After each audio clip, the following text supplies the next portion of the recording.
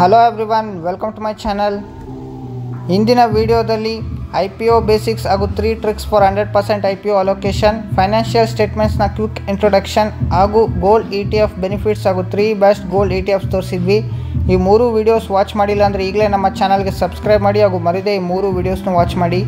ಇಂದಿನ ವಿಡಿಯೋದಲ್ಲಿ ಬ್ಯಾಲೆನ್ಸ್ ಶೀಟ್ನ complete analysis with key ratios ನೋಡೋಣ. ಒಂದು ಬ್ಯಾಲೆನ್ಸ್ ಶೀಟ್ನಲ್ಲಿ 2 ಪಾರ್ಟ್, ಒಂದು ಅಸೆಟ್ಸ್ ಪಾರ್ಟ್ ಹಾಗೂ liabilities and equities parts. Assets ಅಲ್ಲಿ ಕರೆಂಟ್ ಅಸೆಟ್ಸ್ ಹಾಗೂ non current assets, liabilities and ಈಕ್ವಿಟೀಸಲ್ಲಿ current liabilities, non current liabilities ಹಾಗೂ ಈಕ್ವಿಟೀಸ್. ಮೊದಲನೇದಾಗಿ ಅಸೆಟ್ಸ್ ನೋಡೋಣ ಬನ್ನಿ. ಒಂದು ಬ್ಯಾಲೆನ್ಸ್ ಶೀಟ್ನಲ್ಲಿ ಒಂದು ಕಂಪ್ನಿಯ ಅಸೆಟ್ಸ್ನಲ್ಲಿ ಮೊದಲನೇದಾಗಿ ಕರೆಂಟ್ ಅಸೆಟ್ಸ್ ಅಂದರೆ ಒಂದು ಕಂಪನಿ 1 ವರ್ಷದ ಒಳಗೆ ಯೂಸ್ ಮಾಡುವ ಅಸೆಟ್ಸ್ಗೆ ಕರೆಂಟ್ ಅಸೆಟ್ಸ್ ಸೆಕ್ಷನಲ್ಲಿ ಬರುತ್ತೆ.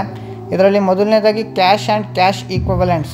ಒಂದು ಕಂಪ್ನಿ ಹತ್ರ ಎಷ್ಟು ಕ್ಯಾಶ್ ಇದೆ ಅಥವಾ ಕ್ಯಾಶ್ ಈಕ್ವಿವಲೆಂಟ್ಸ್ ಆದ ಗೋಲ್ಡ್ ಅಥವಾ ಇನ್ವೆಸ್ಟ್ಮೆಂಟ್ ಎಷ್ಟಿದೆ ಅನ್ನೋದು ಈ ಕಾಲಮಲ್ಲಿ ತೋರಿಸ್ತಾರೆ. ಎರಡನೇದಾಗಿ ಅಕೌಂಟ್ ರಿಸಿವಬಲ್ಸ್. ಒಂದು ಕಂಪ್ನಿಗೆ 1 ವರ್ಷದೊಳಗೆ ಯಾವುದಾದ್ರೂ ಪೇಮೆಂಟ್ ಬರೋದನ್ನ ಅಕೌಂಟ್ ರಿಸಿವಬಲ್ಸಲ್ಲಿ ತೋರಿಸ್ತಾರೆ. ಇನ್ವೆಂಟ್ರೀಸ್. ಒಂದು ಕಂಪ್ನಿಗೆ ಹತ್ರ ಎಷ್ಟು ಇನ್ವೆಂಟ್ರಿ ಇದೆ ಅನ್ನೋದನ್ನ ಇನ್ವೆಂಟ್ರೀಸ್ ಸೆಕ್ಷನಲ್ಲಿ ತೋರಿಸ್ತಾರೆ. ಪ್ರೀಪೇಯ್ಡ್ ಎಕ್ಸ್ಪೆನ್ಸಸ್ ಅಂದರೆ ಒಂದು ಕಂಪ್ನಿ 1 ವರ್ಷದೊಳಗೆ ಯಾವ ಎಕ್ಸ್ಪೆನ್ಸ್ ಮಾಡುತ್ತೋ ಅದನ್ನ ಪ್ರೀಪೇಯ್ಡ್ ಎಕ್ಸ್ಪೆನ್ಸಸ್ಸಲ್ಲಿ ತೋರಿಸ್ತಾರೆ. ಟೋಟಲ್ ಕರೆಂಟ್ ಅಸೆಟ್ಸ್, ಇವೆಲ್ಲವನ್ನು ಟೋಟಲ್ ಮಾಡಿ ಒಂದು ಟೋಟಲ್ ಕರೆಂಟ್ ಅಸೆಟ್ಸ್ ಕಾಲಮಲ್ಲಿ ತೋರಿಸ್ತಾರೆ. ಸೆಕೆಂಡ್ ಪಾರ್ಟ್, ನಾನ್ ಕರೆಂಟ್ ಅಸೆಟ್ಸ್ ಅಂದರೆ ಒಂದು ಕಂಪ್ನಿ 1 ವರ್ಷದ ಮೇಲ್ಪಟ್ಟ ಅಸೆಟ್ಸ್ಗೆ ನಾನ್ ಕರೆಂಟ್ ಅಸೆಟ್ಸ್ ಅಂತೀವಿ. ಇದರಲ್ಲಿ ಫಿಕ್ಸ್ಡ್ ಅಸೆಟ್ಸ್ ಅಂತಲೂ ಅಂತಾರೆ. ಮೊದಲನೇದಾಗಿ ಪ್ರಾಪರ್ಟಿ, ಪ್ಲ್ಯಾಂಟ್ಸ್ ಆ್ಯಂಡ್ ಎಕ್ವಿಪ್ಮೆಂಟ್ಸ್. ಒಂದು ಕಂಪ್ನಿಯ ಪ್ರಾಪರ್ಟೀಸ್ ಆಗ್ಬೋದು, ಲ್ಯಾಂಡ್ಸ್, ಆಫೀಸ್, ಪ್ಲ್ಯಾಂಟ್ಸ್ ಅಥವಾ ಫ್ಯಾಕ್ಟ್ರೀಸ್, ಎಕ್ವಿಪ್ಮೆಂಟ್ಸ್, ಮೆಷಿನರೀಸ್ ಅಥವಾ ಕಂಪ್ಯೂಟರ್ಸ್ಗೆ ಈ ಕಾಲಮಲ್ಲಿ ಬರುತ್ತೆ. ಇಂಟ್ಯಾಂಜಬಲ್ ಅಸೆಟ್ಸ್ ಅಂದರೆ ಕಂಪ್ನಿಯ ಬ್ರ್ಯಾಂಡ್ ವ್ಯಾಲ್ಯೂ ಆಗ್ಬೋದು, ಕಂಪ್ನಿಯ websites, applications, online presence intangible ಅಸೆಟ್ಸಲ್ಲಿ ಬರುತ್ತೆ. ಇನ್ವೆಸ್ಟ್ಮೆಂಟ್ಸ್ ಅಂದರೆ ಕಂಪ್ನಿ ಯಾವುದ್ಯಾವುದರಲ್ಲಿ ಇನ್ವೆಸ್ಟ್ ಮಾಡಿದೆ ಅದು ಇನ್ವೆಸ್ಟ್ಮೆಂಟ್ ಕಾಲಮಲ್ಲಿ ಬರುತ್ತೆ. ಟೋಟಲ್ ನಾನ್ ಕರೆಂಟ್ ಅಸೆಟ್ಸ್ ಅಲ್ಲಿ ಇವೆಲ್ಲವನ್ನು ಸೇರಿಸಿ ಒಂದು ಟೋಟಲ್ ಮಾಡಿ ನಾನ್ ಕರೆಂಟ್ ಅಸೆಟ್ಸ್ ಟೋಟಲಲ್ಲಿ ತೋರಿಸ್ತಾರೆ. ಟೋಟಲ್ ಅಸೆಟ್ಸಲ್ಲಿ current assets plus non current ಅಸೆಟ್ಸ್ನ ಟೋಟಲ್ ಮಾಡಿ ಈ ಕಾಲಮಲ್ಲಿ ಹಾಕಿರ್ತಾರೆ. ಎರಡನೇ ಪಾರ್ಟ್, ಲಯಬಿಲಿಟೀಸ್ ಆ್ಯಂಡ್ ಈಕ್ವಿಟೀಸ್ ಪಾರ್ಟ್ಸಲ್ಲಿ ಮೊದಲನೇದಾಗಿ ಲಯಬಿಲಿಟೀಸ್ ನೋಡೋಣ. ಲಯಬಿಲಿಟೀಸಲ್ಲಿ ಮೊದಲನೇದಾಗಿ ಕರೆಂಟ್ ಲಯಬಿಲಿಟೀಸ್ ಅಂದರೆ ಒಂದು ಕಂಪ್ನಿ 1 ವರ್ಷದ ಒಳಗೆ ಮಾಡುವ ಯಾವುದೋ ಬೋರೋಯಿಂಗ್ಸ್, ಸಾಲಕ್ಕೆ ಕರೆಂಟ್ ಲಯಬಿಲಿಟೀಸ್ ಅಂತೀವಿ. ಮೊದಲನೇದಾಗಿ ಅಕೌಂಟ್ ಪೇಯಬಲ್ಸ್. ಕಂಪ್ನಿ 1 ವರ್ಷದೊಳಗೆ ಯಾರಿಗೆ ಪೇಮೆಂಟ್ ಮಾಡಬೇಕು ಅಂದರೂ ಅದು ಅಕೌಂಟ್ ಪೇಯಬಲ್ಸಲ್ಲಿ ಬರುತ್ತೆ. Short term loans. ಕಂಪ್ನಿ 1 ವರ್ಷದೊಳಗೆ ತೊಗೊಂಡಿರುವ ಲೋನ್ಸ್ ಶಾರ್ಟ್ ಟರ್ಮ್ ಲೋನ್ಸ್ ಕ್ಯಾಟಗರಿಲಿ ಬರುತ್ತೆ. ಹಾಗೂ ಅಕ್ಯೂರ್ಡ್ ಎಕ್ಸ್ಪೆನ್ಸಸ್ ಅಂದರೆ 1 ವರ್ಷದ ಒಳಗೆ ಮಾಡುವ ಎಕ್ಸ್ಪೆನ್ಸ್ಗೆ ಈ ಕಾಲಮಲ್ಲಿ ಬರುತ್ತೆ. ಟೋಟಲ್ ಕರೆಂಟ್ ಲಯಬಿಲಿಟೀಸಲ್ಲಿ ಇವೆಲ್ಲವನ್ನು ಆ್ಯಡ್ ಮಾಡಿ ಈ ಕಾಲಮಲ್ಲಿ ತೋರಿಸಿರ್ತಾರೆ. ನಾನ್ ಕರೆಂಟ್ ಲಯಬಿಲಿಟೀಸಲ್ಲಿ ಅಂದರೆ ಒಂದು ಕಂಪ್ನಿ 1 ವರ್ಷದ ಮೇಲ್ಪಟ್ಟ ಯಾವುದೇ ಬಾರೋಯಿಂಗ್ಸ್ ಅಥವಾ ಪೇಯಬಲ್ಸ್ ನಾನ್ ಕರೆಂಟ್ ಲಯಬಿಲಿಟೀಸಲ್ಲಿ ಬರುತ್ತೆ. ಮೊದಲನೇದಾಗಿ ಲಾಂಗ್ ಟರ್ಮ್ ಲೋನ್ಸ್. 1 ವರ್ಷದ ಮೇಲ್ಪಟ್ಟ ಲೋನ್ಸ್ನ ಲಾಂಗ್ ಟರ್ಮ್ ಲೋನ್ಸಲ್ಲಿ ತೋರಿಸ್ತಾರೆ. ಹಾಗೂ ಡಿಫರ್ಡ್ ಟ್ಯಾಕ್ಸ್. ಕಂಪ್ನಿಯ ಟ್ಯಾಕ್ಸ್ ಡಿಫರ್ಡ್ನು ಈ ಕಾಲಮಲ್ಲಿ ಡಿಫರ್ಡ್ ಟ್ಯಾಕ್ಸಲ್ಲಿ ತೋರಿಸ್ತಾರೆ. ಹಾಗೂ ಟೋಟಲ್ ನಾನ್ ಕರೆಂಟ್ ಲಯಬಿಲಿಟೀಸ್ನ ಇವೆಲ್ಲವನ್ನು ಆ್ಯಡ್ ಮಾಡಿ ಈ ಕಾಲಮಲ್ಲಿ ತೋರಿಸಿರ್ತಾರೆ. ಟೋಟಲ್ ಲಯಬಿಲಿಟೀಸ್ ಬಂದು current liabilities plus non current liabilities ಎರಡೂ ಆ್ಯಡ್ ಮಾಡಿ ಈ ಕಾಲಮಲ್ಲಿ ತೋರಿಸಿರ್ತಾರೆ.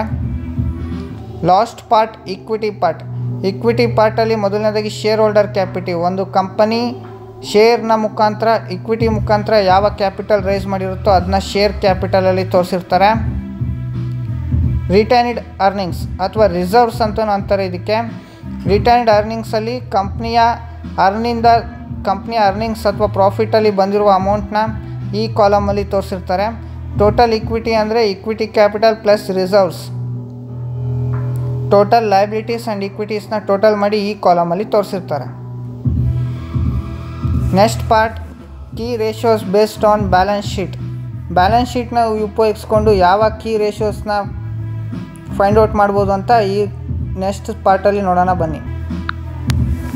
ಬ್ಯಾಲೆನ್ಸ್ ಶೀಟ್ನ ಉಪಯೋಗಿಸ್ಕೊಂಡು ತುಂಬ ರೇಷಿಯೋಸ್ನ ಫೈಂಡ್ ಔಟ್ ಮಾಡ್ತಾರೆ. ಬಟ್ ನಾನು ಮೇಜರಾಗಿ ಈ 3 ರೇಷಿಯೋಸ್ನ ತೋರಿಸ್ತೀನಿ. Debt to equity, current ratio ಹಾಗೂ ಇನ್ವೆಂಟ್ರಿ ಟರ್ನ್ ಓವರ್ ರೇಷಿಯೋನ ನೋಡೋಣ ಬನ್ನಿ. ಮೊದಲನೇದಾಗಿ debt to equity. Debt to equity ಒಂದು ಫೈನಾನ್ಷಿಯಲ್ ರೇಷಿಯೋ. ಒಂದು ಕಂಪ್ನಿಯ ಸಾಲ ಮರುಪಾವತಿ ಎಷ್ಟಿದೆ ಅನ್ನೋದನ್ನ ತಿಳ್ಕೊಳಕ್ಕೆ ಡೆಟ್ ಟು ಇಕ್ವಿಟಿನ ಯೂಸ್ ಮಾಡ್ತೀವಿ. ಡೆಟ್ ಟು ಇಕ್ವಿಟಿಯ ಫಾರ್ಮುಲಾ ಬಂದು debt to equity is equal to total debt of a company divided by share holder capital. Total debt ಅಲ್ಲಿ ಕರೆಂಟ್ ಲಯಬಿಲಿಟೀಸ್ ಹಾಗೂ ನಾನ್ ಕರೆಂಟ್ ಲಯಬಿಲಿಟೀಸ್ನ ಆ್ಯಡ್ ಮಾಡಿರ್ತಾರೆ. ಶೇರ್ ಕ್ಯಾಪಿಟಲಲ್ಲಿ ಕಂಪ್ನಿಯ ಶೇರ್ ಕ್ಯಾಪಿಟಲ್ ಪ್ಲಸ್ ರಿಸರ್ವ್ಸ್ನ ಆ್ಯಡ್ ಮಾಡಿರ್ತಾರೆ.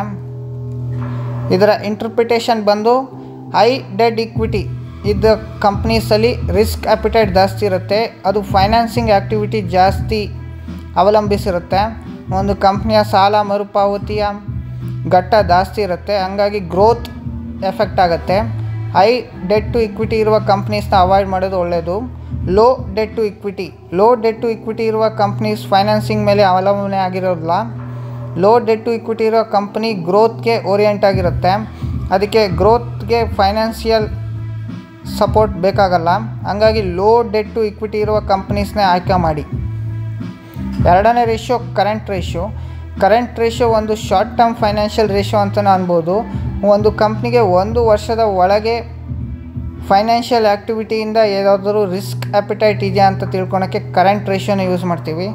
ಕರೆಂಟ್ ರೇಷಿಯೋದ ಫಾರ್ಮುಲಾ ಬಂದು current ratio is equal to current assets divided by current liabilities. Current ರೇಷಿಯೋನ ಇಂಟರ್ಪ್ರಿಟೇಷನ್ ಬಂದು ಕರೆಂಟ್ ರೇಷಿಯೋ ಮೋರ್ ದೆನ್ 1 ಇರುವ ಕಂಪ್ನೀಸಲ್ಲಿ ಶಾರ್ಟ್ ಟರ್ಮ್ ಫೈನಾನ್ಷಿಯಲ್ ರಿಸ್ಕ್ ಇರೋಲ್ಲ. ಕರೆಂಟ್ ರೇಷಿಯೋ ಲೆಸ್ ದೆನ್ 1 ಇರುವ ಕಂಪ್ನೀಸಲ್ಲಿ ಶಾರ್ಟ್ ಟರ್ಮ್ ಫೈನಾನ್ಷಿಯಲ್ ರಿಸ್ಕ್ ಇರುತ್ತೆ.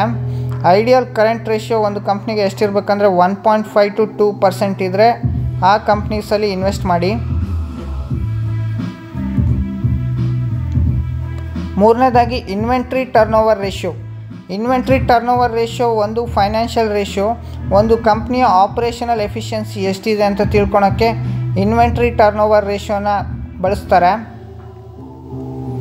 ಇನ್ವೆಂಟ್ರಿ ಟರ್ನೋವರ್ ರೇಷಿಯೋದ formula ಬಂದು inventory turnover ratio is equal to cost of goods sold divided by average inventory.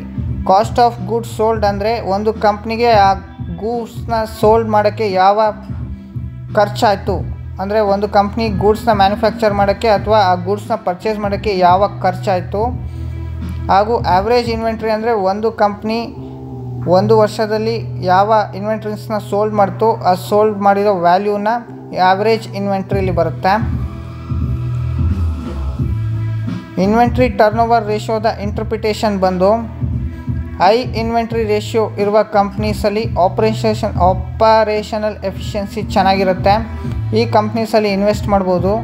Low inventory turnover ratio ಇರುವ ಕಂಪ್ನೀಸಲ್ಲಿ operational activity ಸ್ವಲ್ಪ poor ಅಂತಲೇ ಅನ್ಬೋದು.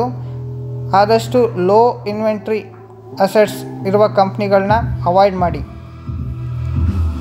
Next ವಿಡಿಯೋದಲ್ಲಿ ನಾನು ಪ್ರಾಫಿಟ್ ಆ್ಯಂಡ್ ಲಾಸ್ ಸ್ಟೇಟ್ಮೆಂಟ್ನ ಅನಾಲಿಸಿಸ್ ವಿತ್ ಕೀ ರೇಷಿಯೋಸ್ ಆದ price to earnings ratio, operating profit margin, net profit ಮಾರ್ಜಿನ್ನ ತೋರಿಸ್ತೀನಿ.